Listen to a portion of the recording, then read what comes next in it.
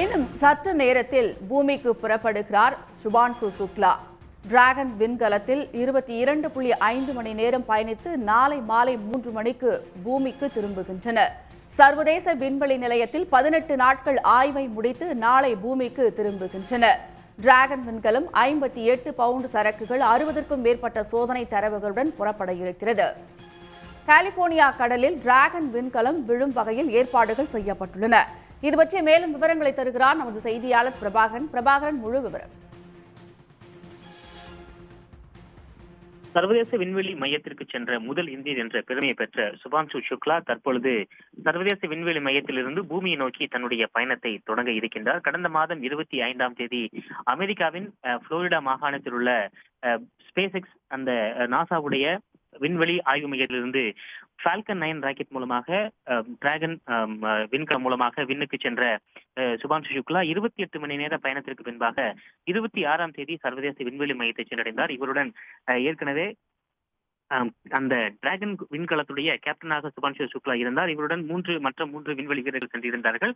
தொடர்ச்சியாக இஸ்ரோ மற்றும் ஆக்சியம் இந்த நாசா ஆகியோருடைய இந்த கூட்டு ஒப்பந்தத்தின்படி ஆக்சியம் திட்டத்தின் கீழ் சுபான்சு சுக்லா விண்வெளி சென்றிருந்தார். 2 வார காலமாக பல்வேறு ஆய்வுகளை அவர் மேற்கொண்டிருந்தார். மிக முக்கியமாக விண்வெளியில் இந்த பச்சை பயிர் மற்றும் வெந்தய பயிர் ஆகியவை விதைகள் கொண்டு சென்று செல்லப்பட்டு வளர்க்கப்பட்டது. அதே போல திசுக்களில் ஏற்படக்கூடிய மாற்றம், மூளையில் ஏற்படக்கூடிய மாற்றம், தசைகளில் ஏற்படக்கூடிய மாற்றம், எலும்புகளில் இருக்கக்கூடிய எலும்பு சிதைவு உள்ளிட்ட பல்வேறு ஆய்வுகளை அவர் மேற்கொண்டிருந்தார். இதே போல இவருடன் சென்றிருந்த மற்ற வீரர்களான அதனுடைய ஃபெக்கி விட்சன் மற்றும் டிபோர் கபூர், ஸ்லாவோஸ் உஸ்னான்ஸ்கி ஆகியோரும் அந்தந்த நாடுகள் சார்பில் அவர்களுடைய பல்வேறு தரவுகளை திரட்டினார்கள், பல்வேறு ஆய்வுகளை மேற்கொண்டார்கள். சுமார் 2 வார கால இந்த பயணத்தை முடித்துக் கொண்டு தற்பொழுது டிராகன் விண்கலம் மூலமாக பூமிக்கு திரும்பக்கூடிய நடவடிக்கை என்பது தொடங்கி இருக்கின்றது. சுமார் ஒரு 40 நிமிடங்களுக்கு மேலாக இந்த டிராகன் விண்கலத்திற்குள்ளாக ஏற்கனவே பயணித்த இந்த குழுவினர் தங்களுடைய அந்த விண்வெளி உடைகளை அணிந்து கொண்டு தற்பொழுது உள்ளே அமர்ந்திருக்கின்றார்கள். இதற்கான சமிக்கைகள் பூமியிலிருந்து கிடைத்ததன் பின்பாக ஆட்டோ அன்டாக்கிங் என்ற முறையில், தானியங்கி முறையில் அது அந்த விண்கலம் சர்வதேச விண்வெளி மையத்திலிருந்து பிரிந்து சுமார் 23 மணி நேர பயணத்துக்கு பின்பாக நாளை பிற்பகல் 3 மணி அளவில் கலிபோர்னியா மாகாணத்தில் இருக்கக்கூடிய கடற்கரை பகுதியில் பத்திரமாக தரையிறங்குவது தொடர்பாக ஏற்கனவே திட்டமிடப்பட்டிருக்கின்றது. அதற்கான பயணம் என்பது தற்பொழுது தொடங்க இருக்கின்றது. சுபான்சு சுக்லா தன்னுடைய ஆய்வுகளை முடித்துக் கொண்டு பல்வேறு தரவுகளை கொண்டு வர இருக்கின்றார். இது இந்தியாவுடைய விண்வெளி பயணத்தில் ஒரு மிகப்பெரிய ஒரு மைல்கல்லாக பார்க்கப்படுகின்றது. பல்வேறு தரவுகள் கொண்டு வருகின்றார்.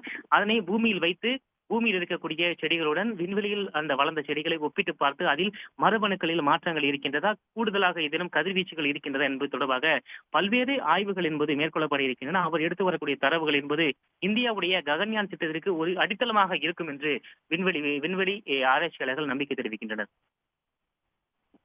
பிரபாகரன், நாளை பூமியை வந்தடையும் போது அவர்களை அழைத்துச் செல்வதற்கு என்ன மாதிரியான ஏற்பாடுகள் எல்லாம் செய்யப்பட்டிருக்கும் பிரபாகரன்? நிச்சயமாக இந்த 23 மணி நேர பயணத்துக்கு பின்பாக டிராகன் விண்கலம் பூமியை வந்தடையும் பொழுது அவர்களை பாதுகாப்பாக மீட்பதற்கு அமெரிக்க கடற்படை தயாராக இருக்கின்றது. இந்த குறிப்பிட்ட இடத்தில் ஏற்கனவே அது GPS மூலமாக ட்ராக் செய்யப்பட்டிருக்கின்றது. சரியான இடத்தில் அது இறங்குவதற்கான ஏற்பாடுகள் என்பது ஏற்கனவே தானியங்கி முறையில் திட்டமிடப்பட்டிருக்கின்றது. ஆட்டோமேட்டிக்காக அதனுடைய சரியான லொகேஷனில் வந்து இறங்குவதற்குரிய பணிகள் என்பது மேற்கொள்ளும். இந்த பணி என்பது சரியான வகையில் செல்கின்றதா என்பதை குரூப் கேப்டனாக சுபான்சு சுக்லா முழுமையாக கண்காணிப்பார். நாளை பிற்பகல் 3 மணி அளவில் தரையிறங்கும் பொழுது உடனடியாக மருத்துவ குழுவினர் அவர்கள் சென்று அந்த டிராகன் விண்கலத்திலிருந்து 4 வரையும் மீட்டு அவர்களை உடனடியாக மருத்துவ சிகிச்சைக்கு கொண்டு செல்வார்கள். மிக முக்கியமாக கடற்படை, அதாவது விமானம் தாங்கிய போர்க்கப்பலுடன் அந்த கடற்படை சார்ந்த பாதுகாப்பு அதிகாரிகள் அந்த பகுதியில் கண்காணிப்பில் இருப்பார்கள். விண்வெளி சார்ந்தும் நாசா மற்றும் ஆக்சியம் திட்ட அதிகாரிகள் இருப்பார்கள். இவர்கள் 4 மீட்டு இவர்கள் பூமிக்கு திரும்பிய பின்பாக இந்த புவியீர்ப்பு விசைக்கு ஏற்ப அவர்களுடைய உடலில் ஏற்படக்கூடிய மாற்றங்களுக்கு தேவையான பயிற்சிகளையும் சிகிச்சைகளையும் வழங்கி சுமார் 1 வார காலத்திற்கு இந்த சிகிச்சை என்பது செல்லும் என்று கூறப்பட்டிருக்கின்றது. அவர்களை ஸ்ட்ரெச்சரில் வைத்து அழைத்து சென்று முழுமையாக 7 நாள் கண்காணிப்பில் வைத்திருப்பார்கள். அதன் பின்பாகவே அவர்கள் சகஜமாக மற்றவர்களைப் போல நடப்பதற்கான சாத்தியக்கூறு என்பது வரும். ஏனென்றால் இறங்கும் பொழுதே அவர்களுக்கு அந்த புவியீர்ப்பு விசை கிட்டத்தட்ட 2 வாரங்களுக்கு மேலாக அவர்களுடைய உடலில் இல்லாததால் அதில் ஏற்படக்கூடிய மாற்றங்களால் அவர்களால் எழுந்து நிற்கக்கூட முடியாது. எனவே அதற்கான சிகிச்சை என்பது தொடர்ச்சியாக வழங்கப்படும். இதனை மீட்கும் பொழுதே அந்த கப்பலில் வைத்து அந்த பகுதியிலேயே அவர்களுக்கு தொடர் சிகிச்சைகள் வழங்குவதற்கான ஏற்பாடு என்பது செய்யப்பட்டிருக்கின்றது. பாதுகாப்பாக மீட்பதற்கு நாசா மற்றும் அமெரிக்க கடற்படை சார்ந்த கடற்படை கப்பலும் தயாராக இருப்பதாக நாசா தெரிவித்திருக்கிறது. தற்பொழுது இந்த அன்டாக்கிங் என்பதை நாசா மற்றும் ஆக்சியம் 4 திட்டத்தில் இருந்து தனித்தனியாக இதனுடைய பணிகள் முழுமையாக மிக துல்லியமாக கண்காணிக்கப்பட்டு வருகின்றது.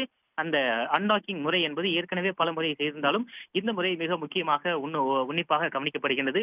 கிட்டத்தட்ட 6 முறைக்கு மேலாக இது ராக்கெட் லான்ச் தள்ளி வைக்கப்பட்டு இந்த பயணம் என்பது ஆக்சியம் 4 வெற்றிகரமாக சென்றிருக்கின்றது. இதனுடைய இந்த அன்டாக்கிங் முறை அதே போல அதனுடைய டிராகன் விண்கலத்துடைய அந்த மீண்டு பூமிக்கு வரக்கூடிய பயணம் என்பது முழுமையாக கட்டுப்பாட்டு அறை மூலமாக கண்காணிக்கப்பட்டு வருகிறது. 18 நாட்கள் ஆய்வை முடித்துக் கொண்டு இன்னும் சற்று நேரத்தில் பூமிக்கு திரும்ப இருக்கிறாங்க. பூமியை வந்தடைய சரியாக எத்தனை மணி நேரம் எடுத்துக்கொள்ளும் பிரபாகரன்? நிச்சயமாக இந்த அன்டாக்கிங் முறை என்பது தானியங்கி முறையாக திட்டமிட்டிருந்தாலும் கூட அந்த ஏற்கனவே அந்த மாடியூலில் ஏற்பட்டிருக்கக்கூடிய மாற்றங்களையும் கிட்டத்தட்ட சரி செய்வதற்கு ஒரு வார காலம் என்பது சர்வதேச விண்வெளி மையத்திற்கு தேவைப்பட்டது. எனவே அந்த அன்டாக்கிங் முறை சரியாக வருகின்றதா, அந்த வேக்யூம் பம்ப் என்று சொல்லப்படக்கூடிய அந்த டிராகன் விண்கலம் மற்றும் சர்வதேச விண்வெளி மையத்தை இணைக்கக்கூடிய பகுதி மிக சரியாக இருப்பதை உறுதி செய்ததன் பின்பாகவே டிராகன் விண்கலம் அங்கிருந்து புறப்பட முடியும். அதன் போல புறப்படுவதன் பின்பாக கிட்டத்தட்ட 26,000 கிலோமீட்டர் வேகத்தில் பயணிக்கக்கூடிய இந்த டிராகன், அதாவது சர்வதேச விண்வெளி மையத்துடன் இணைக்கப்பட்டிருக்கக்கூடிய இந்த டிராகன் விண்கலம் என்பது கொஞ்சம் கொஞ்சமாக அதனுடைய வேகத்தை குறைத்துக் கொண்டு கொஞ்சம் கொஞ்சமாக அதனுடைய உயரத்தையும் குறைத்துக் கொண்டு கிட்டத்தட்ட 260 கிலோமீட்டர் உயரத்திற்கு மேல் இருக்கக்கூடிய இந்த சர்வதேச விண்வெளி மையத்திலிருந்து 26,000 கிலோமீட்டர் வேகத்தில் சென்று கொண்டிருக்கக்கூடிய அந்த டிராகன் விண்கலம் கொஞ்சம் கொஞ்சமாக அதனுடைய வேகத்தையும் உயரத்தையும் குறைத்துக் கொண்டு வளிமண்டலத்தில் நுழையும் பொழுது மிக அதிக வெப்பத்துடன் அது பூமியை நோக்கி பயணிக்கும். எனவே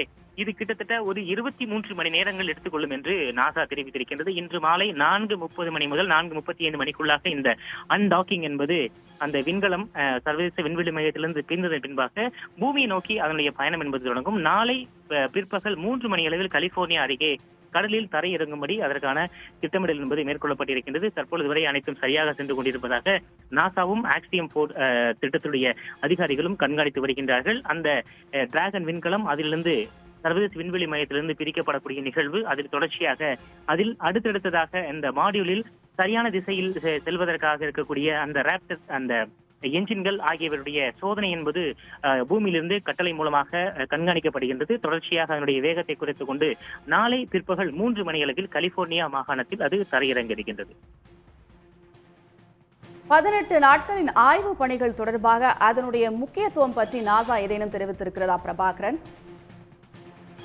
நிச்சயமாக ஏற்கனவே இது போன்று பல்வேறு ஆராய்ச்சிகள் என்பது மேற்கொள்ளப்பட்டிருந்தால் கூட முதன்முறையாக இந்த ஆக்சியம் 4 திட்டத்தில் சென்றிருக்கக்கூடிய விண்வெளி வீரர்கள் பெக்கி விட்சன் ஏற்கனவே அதில் விண்வெளி வீரராக பயணம் செய்திருக்கின்றார். அவர் நாசாவில் பணியாற்றிய ஒரு விண்வெளி வீரராக இருப்பார். அதே போல திபோர் கபு மற்றும் ஸ்லோவோஸ் உஸ்தான்ஸ்கி ஆகிய அதே போல சுபான்ஷு சுக்லா ஆகியோர் இந்த 3 நாடுகளிலிருந்துமே முதல் முறையாக செல்லக்கூடிய சர்வதேச விண்வெளி நிலையத்துக்கு செல்லக்கூடியவர்களாக இருக்கின்றார்கள். எனவே அந்தந்த நாடுகள் சார்ந்து அந்த விண்வெளி ஆராய்ச்சிக்கு தேவையான அடிப்படை ஆராய்ச்சிகள் அதே போல அடிப்படை கூற்றுகள் அடிப்படை தரவுகள் ஆகியவற்றை சேகரிப்பது ஒரு மிகப்பெரிய ஒரு விஷயமாக பார்க்கப்படுகின்றது. இந்தியா அதே போல போலந்து ஆகிய நாடுகளிலிருந்து ஹங்கேரி நாடுகளிலிருந்து சென்றிருக்கக்கூடிய இந்த வீரர்கள் பல்வேறு தரவுகளை கொண்டு வருகிறார்கள். மிக முக்கியமாக உலக அளவில் பல்வேறு விஷயங்களில் சர்வதேச விண்வெளி மையத்திற்கு சென்ற இந்திய வீரர் சுபான்ஷு சுக்லா நிலாவில் தரையிறங்கிய இந்தியாவுடைய நடவடிக்கை அதே போல விண்வெளியில் தொடர்ச்சியாக பல்வேறு மைல்கல்களை 4வது நாடாக பல இடங்களில் தன்னுடைய சாதனையை தக்க வைத்துக் கொண்டிருக்கின்றது. எனவே இந்த இடத்தில் இந்தியா சார்ந்து சென்றிருக்கக்கூடிய சுபான்ஷு சுக்லாவுடைய பயணம் மிக முக்கியமானதாக பார்க்கப்படுகின்றது. மிக முக்கியமாக இந்த விண்வெளியில் விவசாயம் என்கின்ற ஒரு காரணம், அதே போல அதன் அடுத்த கட்டமாக பூமியிலிருந்து அந்த விண்வெளியில் முளைக்கக்கூடிய பயிர்களுக்கு இடையிலான இந்த மாற்றங்கள் என்பது தொடர்பாக ஒரு கூடுதல் ஆராய்ச்சிகளை இந்தியா சார்பில் செய்யப்பட இருக்கின்றது. தார்வாடில் இருக்கக்கூடிய அந்த ஆராய்ச்சி நிலையம் என்பது இதனை மேற்கொள்ள இருக்கின்றது. அதே போல ககன்யான் திட்டத்தில் முதல் முறையாக இந்த 2040-45வது காலகட்டத்தில் இன்னும் ஒரு 20 ஆண்டுகளில் எப்படி இந்தியா சார்ந்து இந்தியாவுக்கான ஒரு தனியான ஒரு விண்வெளி மையம் என்பது அமைக்கப்பட இருக்கின்றது. அதற்கான தரவுகள் முழுமையாக இவர் மூலமாகவே எடுத்துக் கொள்ளப்பட இருக்கின்றது. விண்வெளி இருக்கக்கூடிய மாற்றங்கள் அவர் கூட கிட்டத்தட்ட 18 நாட்கள் பயணத்தின் பொழுது தான் நினைத்து பார்த்ததை விட அதிகமாக வித்தியாசமாகவும் புதிய அனுபவங்களையும் தான் பெற்றதாக கூறியிருந்தார். கிட்டத்தட்ட 1 வருடங்களாக அவருக்கு இந்த விண்வெளியில் இருப்பதை போன்ற பயிற்சிகள் வழங்கப்பட்டால் கூட நேரடியாக சென்றதன் பொழுது பல்வேறு அனுபவங்கள் ஏற்பட்டிருப்பதாக தெரிவித்திருந்தார். எனவே அந்த அனுபவங்கள் அங்கிருக்கக்கூடிய அந்த கட்டமைப்பில் இருக்கக்கூடிய அந்த தொழில்நுட்பங்கள், அதே போல அதை எப்படி பயன்படுத்துவது என்பது தொடர்பான பல்வேறு நேரடி அனுபவங்களை அவர் பெற்றிருப்பதால் அந்த தரவுகள் என்பது மிக முக்கியத்துவம் வாய்ந்ததாக பார்க்கப்படுகின்றது. உடனுக்குடன் செய்திகளை தெரிந்து கொள்ள சன் நியூஸ் பெல் ஐகானை கிளிக் பண்ணுங்க.